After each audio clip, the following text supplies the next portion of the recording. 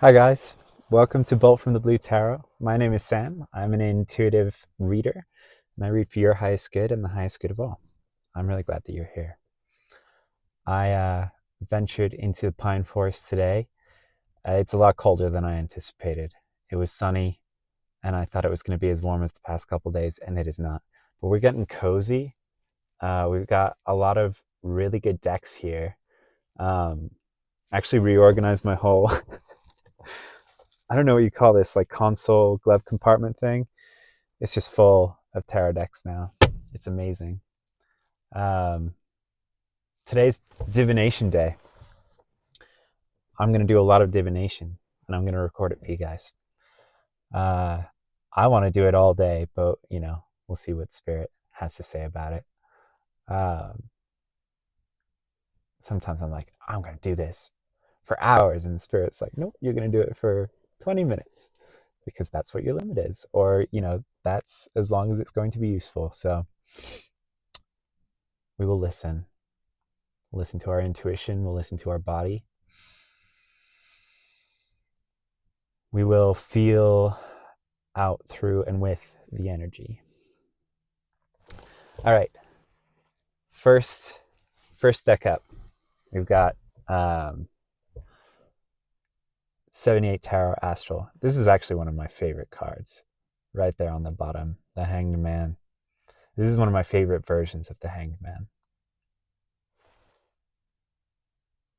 I just love that art. All right, cool. Let's shuffle and see.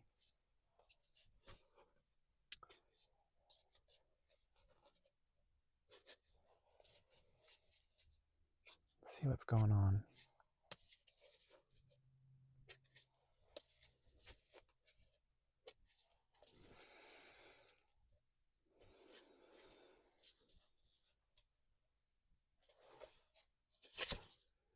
Oh, shoot.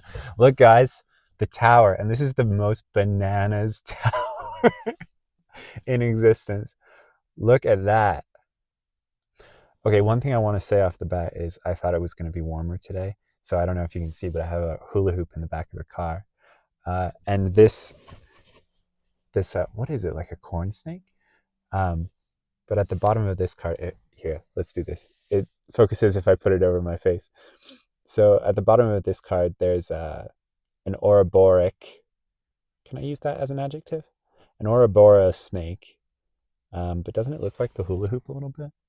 Let's check that out. All right, anyway. We got all kinds of crazy stuff in this card. We've got like Alien Jesus. We've got Space Chimp. Oh my god, there's a jogger. This is like the craziest card. You're gonna be like, what the hell? You know what? It is what it is. We've got an owl. We've got like a Chichen Itza type temple pyramid shape here. Crystal skull. Got an owl and a lightning struck tree is what it looks like to me. And an exploding moon or planet. That's no moon. Wow. Okay, so this is, I mean, the tower is the tower, right? This is this is like a weird tower, though. This is a supernatural tower. Or like something that is a tower that is being... I'm just seeing like a Jenga piece being pulled out. It feels like something in the spirit realm is doing this. But they're doing it for you. The tower happens for us, no matter how cacophonous it might seem. And cacophony is a good word for this card.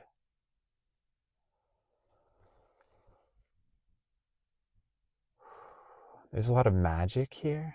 There's a lot of quantum juice. I don't know why. There's a lot of quantum juice here. This might be like energy that's been building up in the quantum, in the astral, across the veil, in the unseen realms, the subtle, the realm of cause. You know, it's been building and building, and you might have been getting messages about like, it's happening, it's all happening, just behind the scenes. Or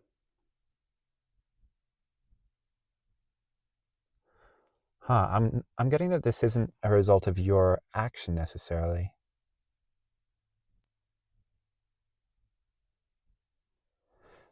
It's being driven from the spirit realm and other people's actions around you. Yeah, other people.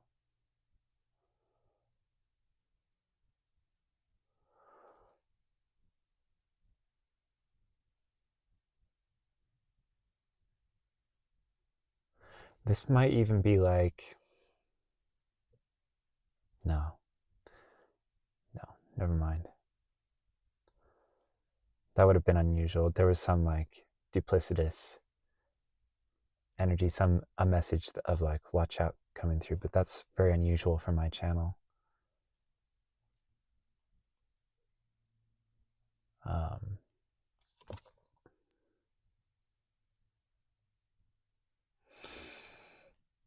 What else about this one, Spirit?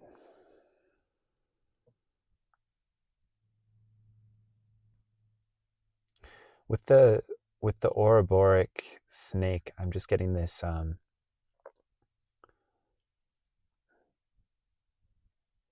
the end of a cycle, or like a cycle completing.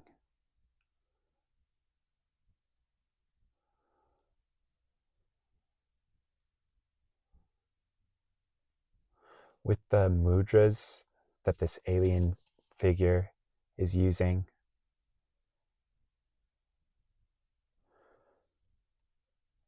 there may be some need to call in like specific energy. That's what different mudras do. The different, if you don't know mudras, they're from India, the subcontinent.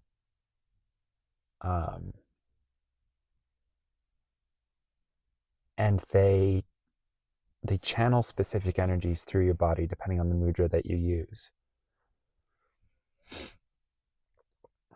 Like this one I think is a lotus, and it's just for like beauty. I like to incorporate mudras into dance, into like dance movements. If you're dancing in a crowd or whatever, no one's going to pick up on you throwing in a little mudra, but it's going to benefit everyone, you know, because and people will like, if you toss in mudras, people will like pull you aside and be like, I love your dancing. Like, I love what you're doing. I don't know what, just like amazing energy. Maybe it's just the concerts that I go to. But it really is channeling like specific, and I use the ones that are for general compassionate energy and like joy and love and beauty. And, you know, it really can uplift everyone around. But there may be something about like calling on specific energies right now to bolster your own energy, your own mental peace in a time of a lot of, if not change, then just noise, cacophony, discord.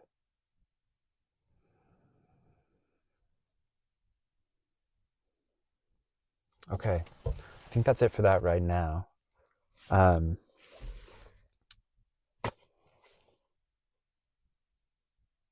Okay, yeah, more 78 tarot. Let's do that. Let's do that. I hope you guys are having a splendid day. And if not, I hope this message brings you a bit of upliftment, a little bit of magic. If you're having a gray day, welcome back to the magic. It never left, just The energy here is very heavy, am I right? You're doing great. You are doing so well. A specific card wants to come out. I wonder what it is.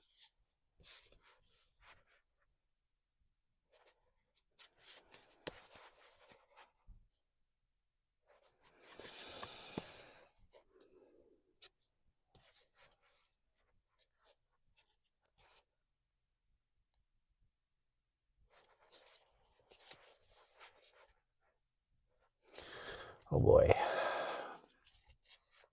Sometimes I get frustrated. I'm like, Spirit, just pick a card. And then, you know that spiritual calm where they're just like, it's not time yet. And I'm like, this is going to be another 55-minute video then. The messages come through at the pace they come through. When you choose an easygoing, slow-paced vessel, what you get is an easygoing, slow-paced message.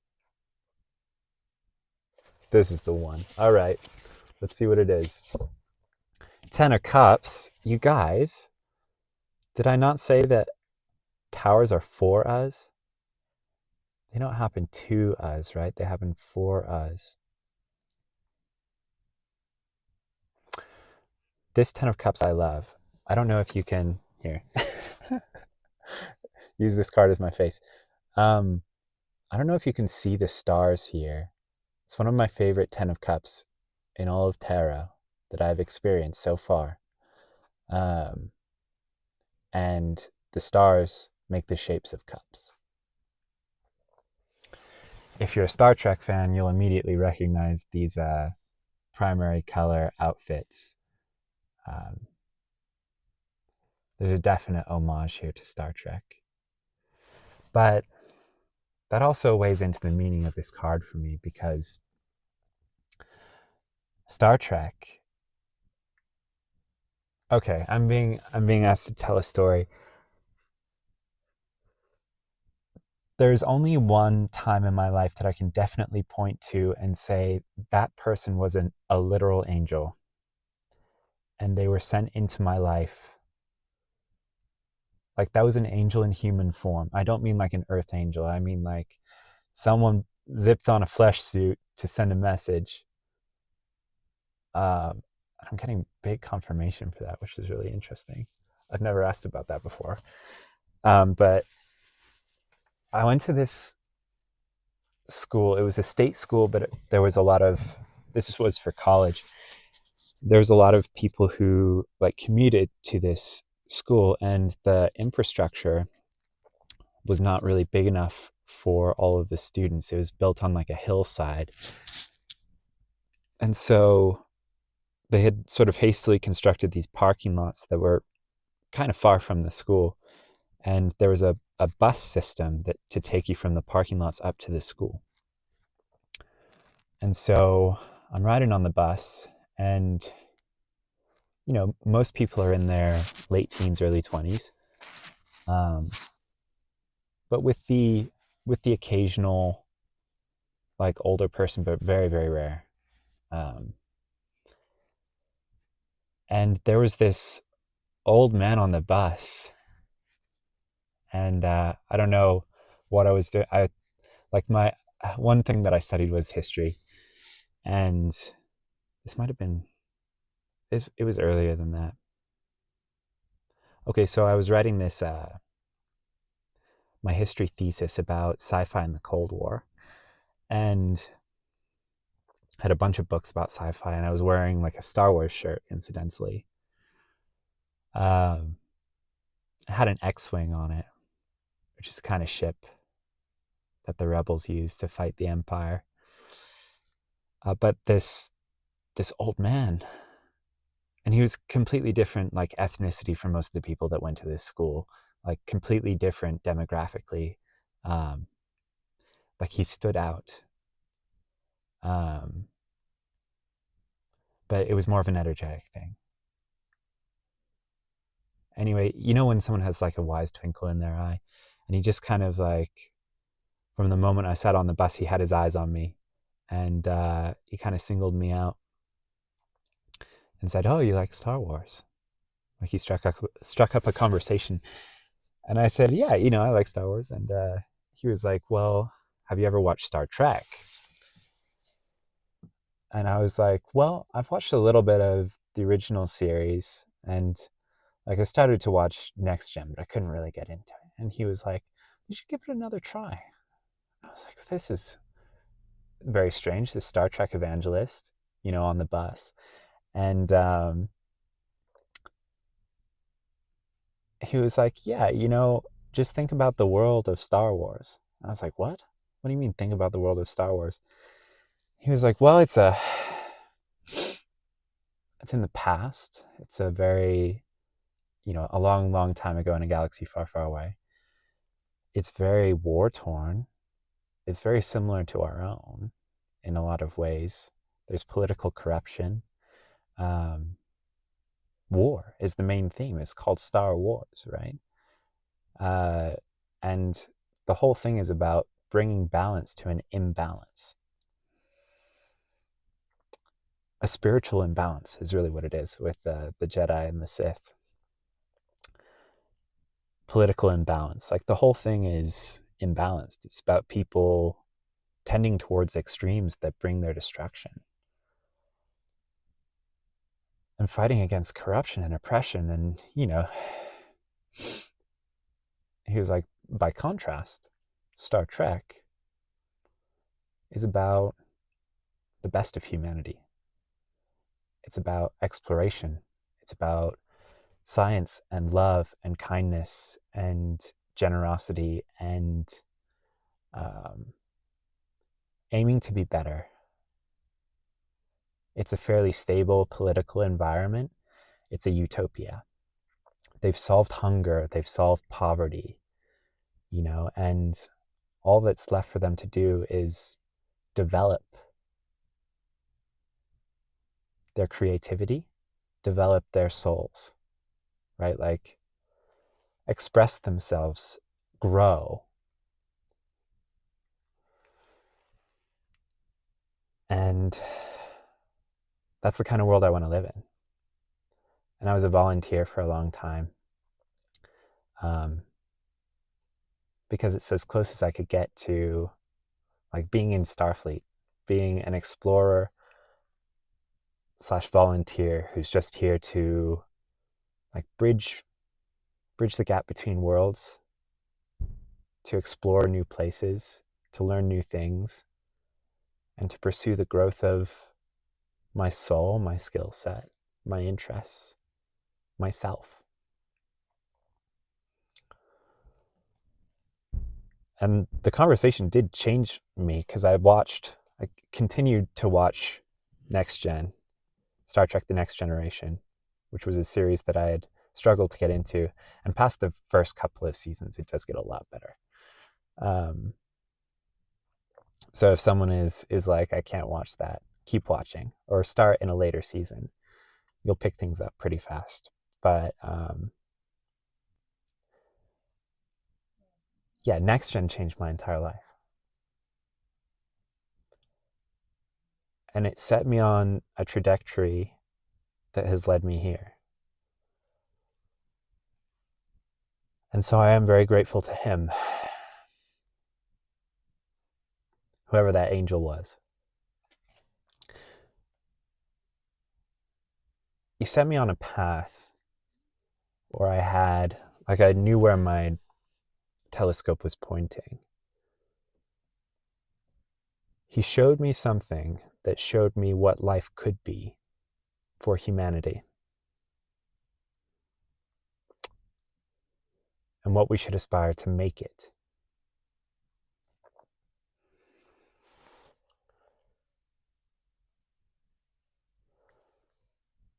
It pushed me in the direction of a lot of towers. But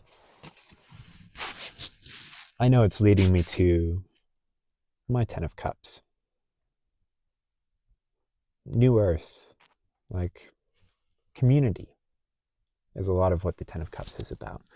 It usually depicts like this happy family, but it doesn't have to be family. It can be like a physical, biological family. It can be soul family.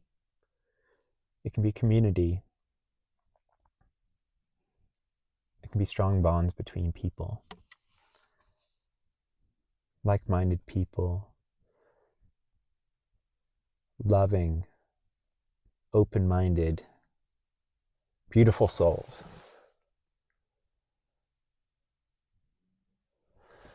That's what this tower is pushing you towards, whether it feels that way or not, because there is like a lot of chaotic energy with that particular tower.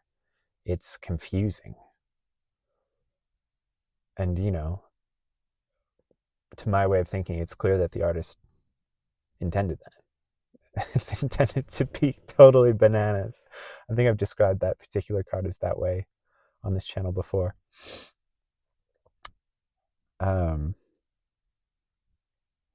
Yeah, any more?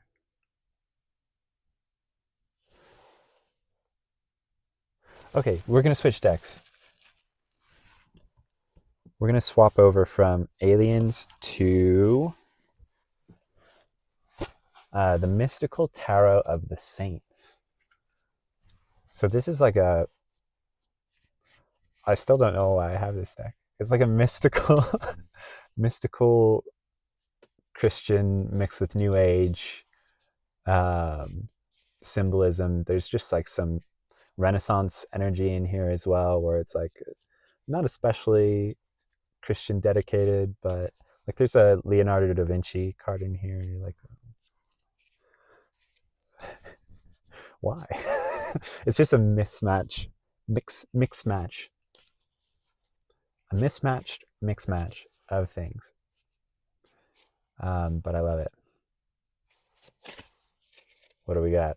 Knight of Staffs, Saint Anthony. Okay. So with Saint Anthony here,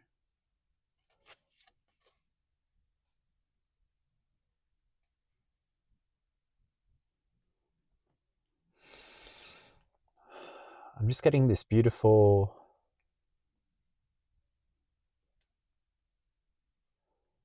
I'm getting Saint Anthony as like this beautiful conduit between the above and the below, the sky and the earth, the celestial and the terrestrial.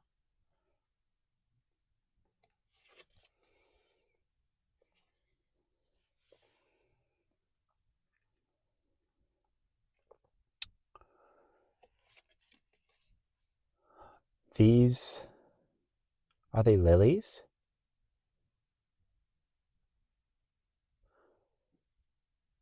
These particular flowers, I believe, are also on the High Priestess card. Or no. On parts of the Hierophant card, I think. I'm talking about the Smith-Waite Tarot, but they're representative of femininity. Like, or this is like a very gentle masculine energy, is what I'm getting. The combination of the flowers and the male saint.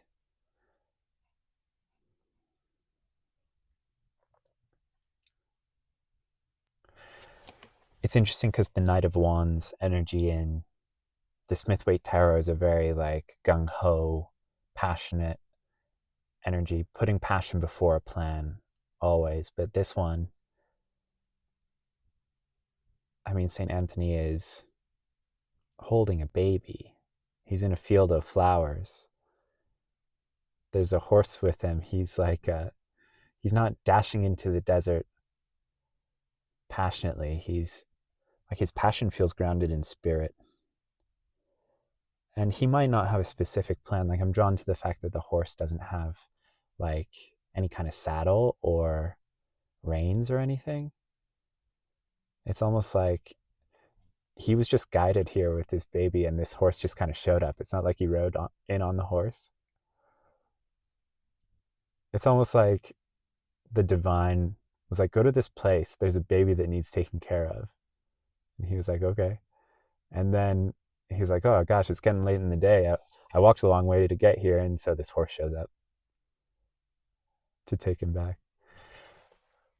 I'm getting off track. What is this here, Spirit?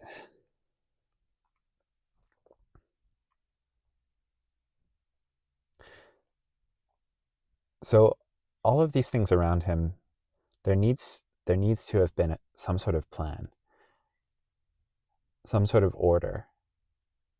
Like babies need routines and they need taken care of and stuff, right? Taken care of and stuff. To any parents, I'm so sorry. You're like, that's an understatement.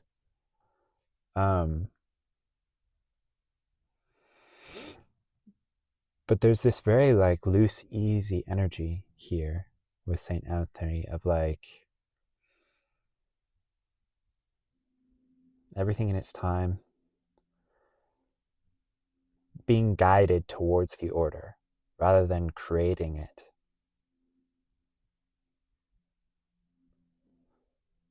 Settling into it rather than forcing it.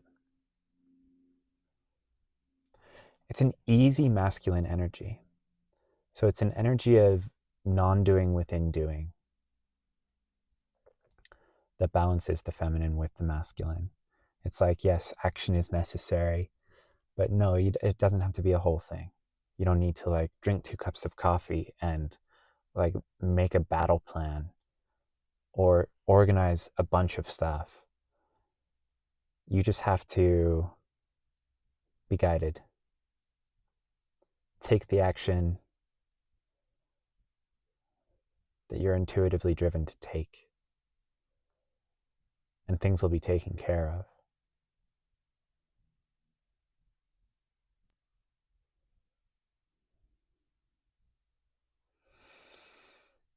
There's a little nuance that I'm not getting from this.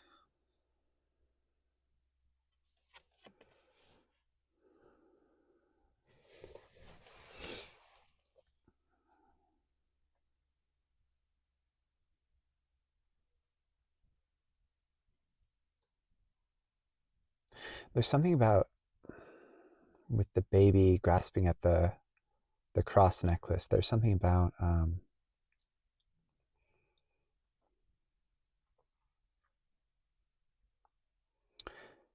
spirituality that your inner child is pointing you towards.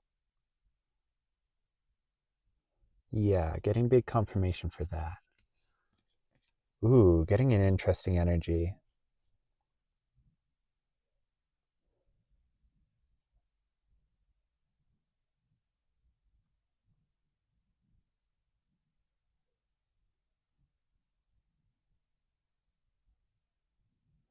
This is like someone's passed over loved one.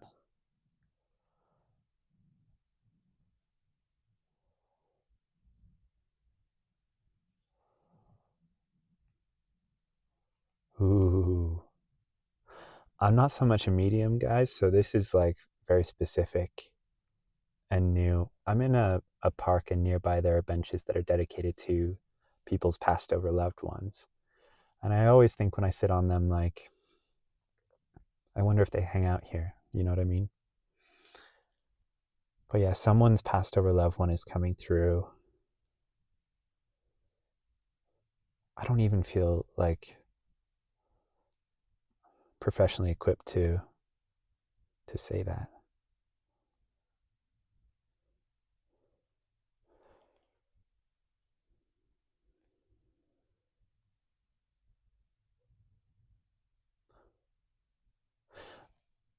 This is what I think it is. I think someone's passed over loved one is coming through to say that there is a spirituality that you grew up with as a child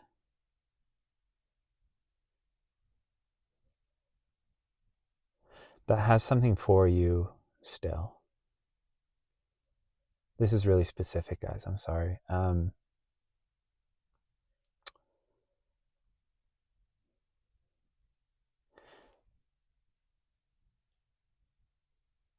Like there's some comfort in it. Or no, there's something to be healed. There's something to be healed about the spirituality that they grew up with as a child. And let me tell you guys, like, no. Sometimes I want to bring in a personal story and they're like, no, not relevant to the person that this message is for.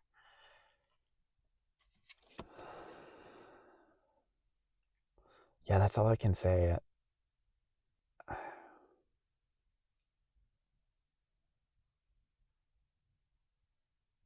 I mean, you might have grown up in one of the Abrahamic traditions, Christianity, Judaism, Islam.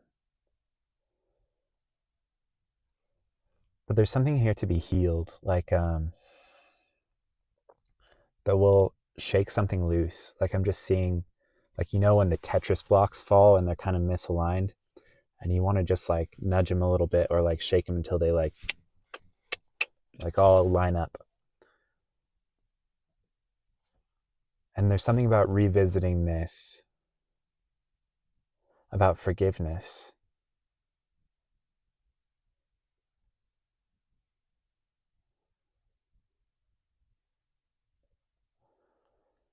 That will shake something loose for you, for one of you.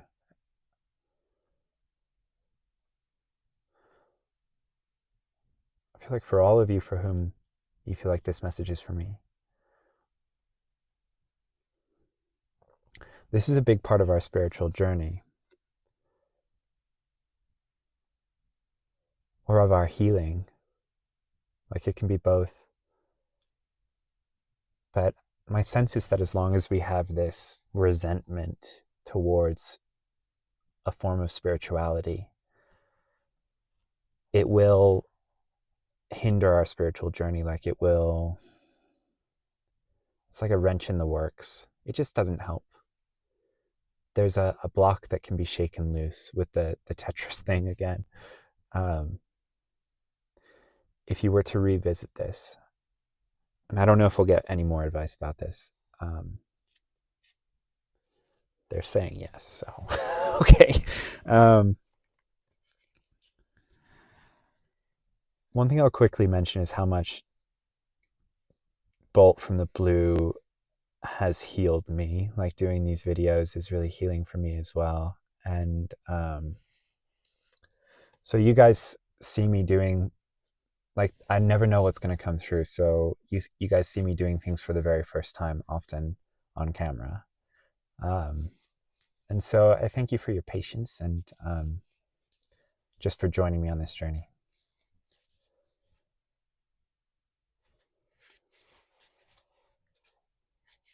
I'm shuffling to see what else from this deck wants to come out.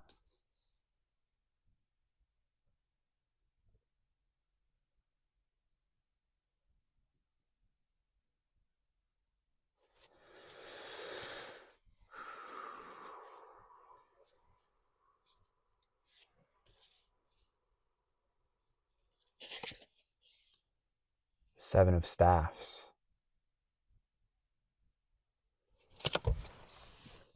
So this is a Seven of Wands type energy.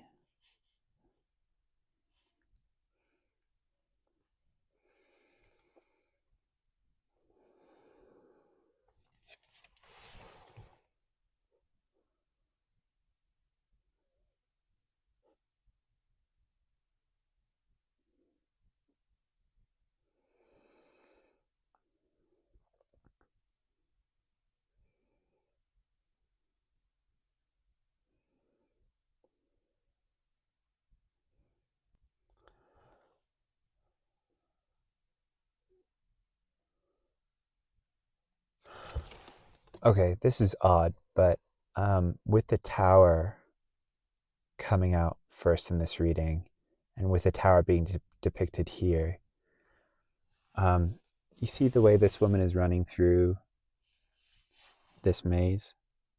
There we go.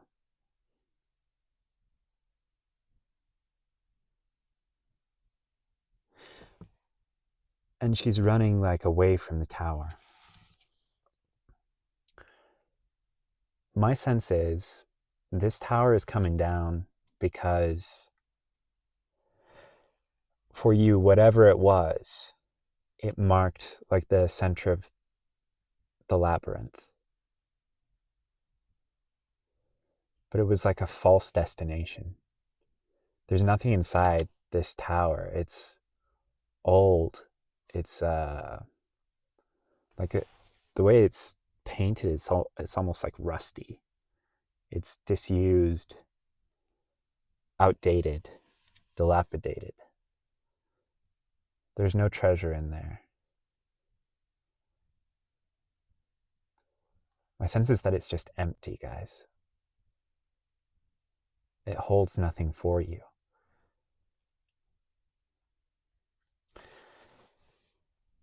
And so your guides are bringing it down. They're pulling out. Someone in the spirit realm is pulling out that Jenga block. And it's coming down.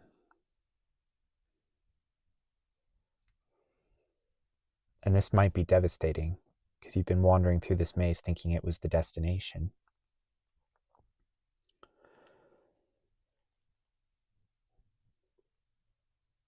Or it might be easy.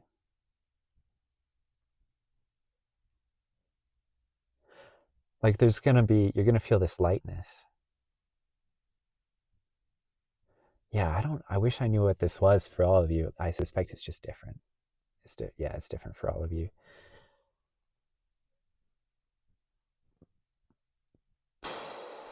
My sense is that this tower is something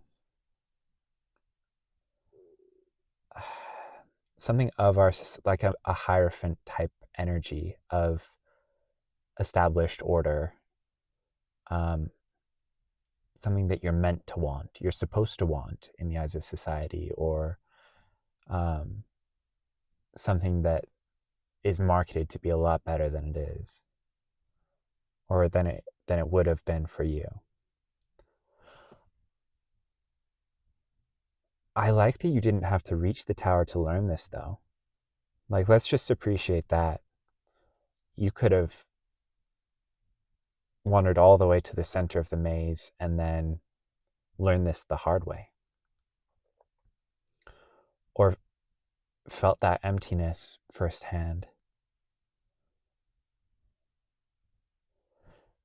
And there's an emphasis here that Spirit doesn't think of that as the hard way. It's more just like the misguided way.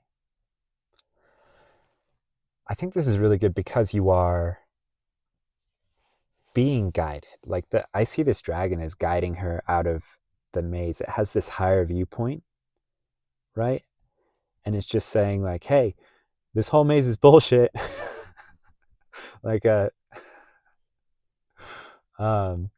here, I'll show you the way out. Just follow me. I can see above all of these silly hedges.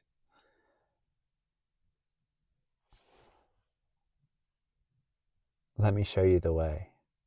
And if not, the dragon can just burn them down. That's no biggie. Huh.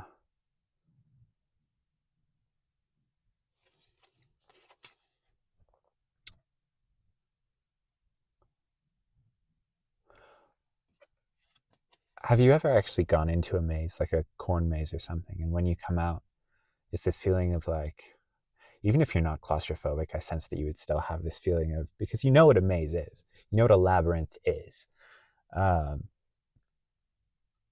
It's deep in the collective unconscious from mythology and everything else. There's a sense of dread in the maze. And when you get out, it's like the animal part of you is so relieved. It's like, oh, you're in this big open space again. Unrestricted. And my sense is the tower would have restricted you had you chosen to make it a home or tried to make it a home. It would have been empty and restrictive, a prison. But wherever you're going is free and open and green and verdant, like a Star Trek Utopia planet. or you're at least being led somewhere where you have that sense of relief, where you have a little bit of breathing room, is my sense.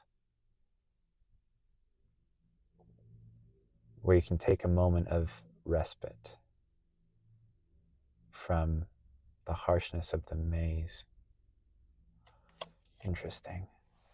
That's great.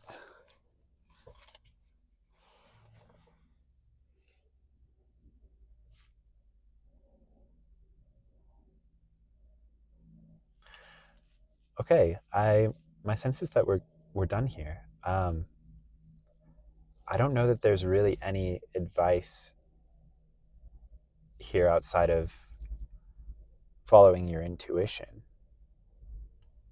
over the common sense advice of others.